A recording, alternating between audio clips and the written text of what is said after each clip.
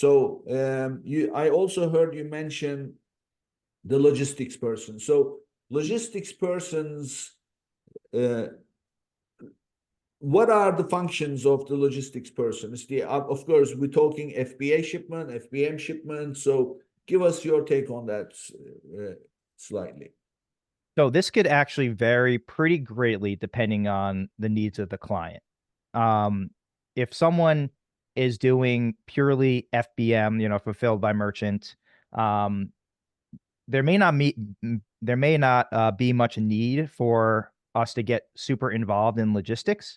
If you're doing FBA, or you're doing both, or you're doing vendor central sometimes, you know, essentially the main function is to get inventory into Amazon at the proper pace and to overcome any barriers to doing so. Coordinating with your warehouse, or your 3PL, making sure that there are no issues upon receiving or pickup, and projecting out as well sales growth, since we're getting in there, in our particular case, and I'm sure for your listeners as well, they're looking to grow their business. How do you scale all of that? Make sure that you're not running out of inventory, which is going to become increasingly more important with these changes, and also increasingly important not to overstock your inventory, because Amazon is going to be punishing that more.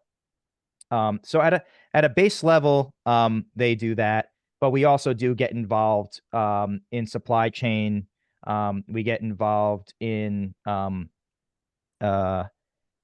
coordinating international shipping into Amazon directly. And it's kind of anything that involves. It's kind of hard to kind of put your finger on it.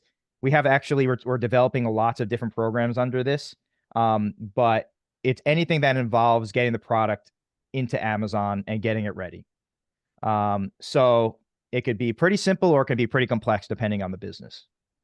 So, okay, there's two pieces of this puzzle about logistics. One is the physical handling, the requirements, the guidelines, the FBA prep, and all that stuff, right? So there's all the physical elements of it.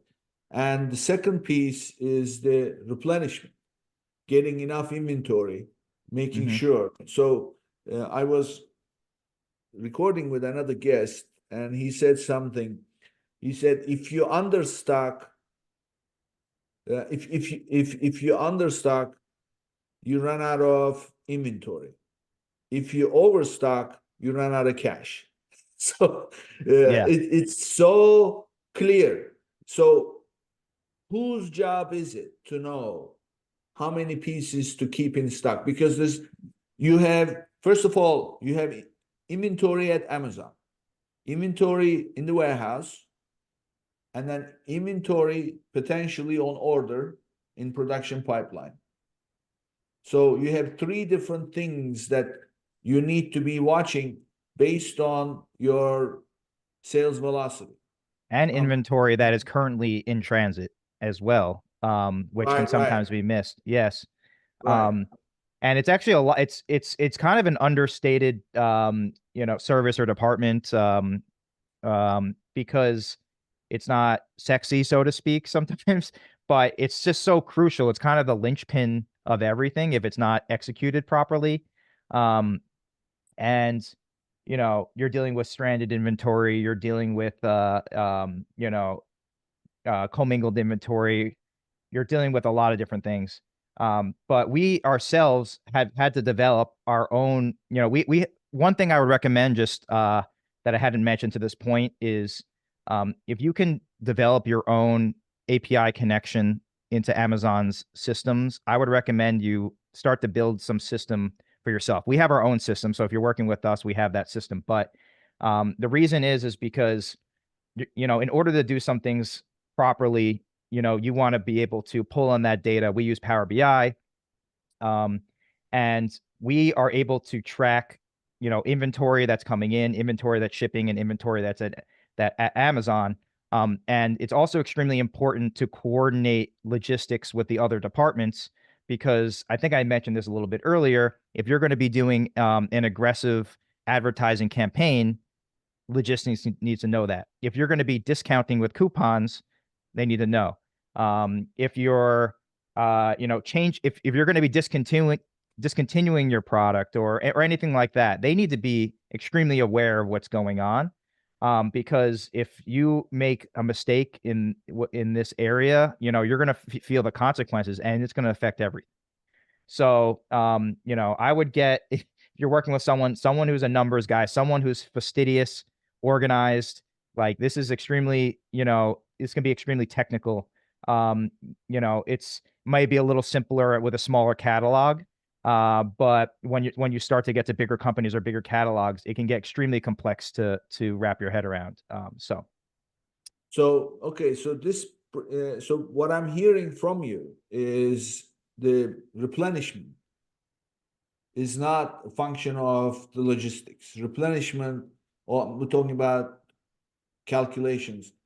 That's the job of someone who has ownership of the numbers, the analytics, and everything else. But also that needs to be in coordination with PPC potentially, and also any promotions, planned promotions, because the immediate consequence is you run out of stock, right? So logistics need to know everything that's going on in the account, basically, right? They need to just be kept. And it's if you're finding individuals or building teams that are segregated based off of their skill set and their departments, you can quickly find that they're not talking to each other, not coordinating. So they should all be, we didn't get too much into this, but they should all be coordinating, and you should have a system for coordinating, whether that's through a task management system or, communication like Slack. Set up something where everyone knows what's going on, and it's all kind of centrally located for us as a specific client. But, for you, it should just be for your business, for a seller, that is.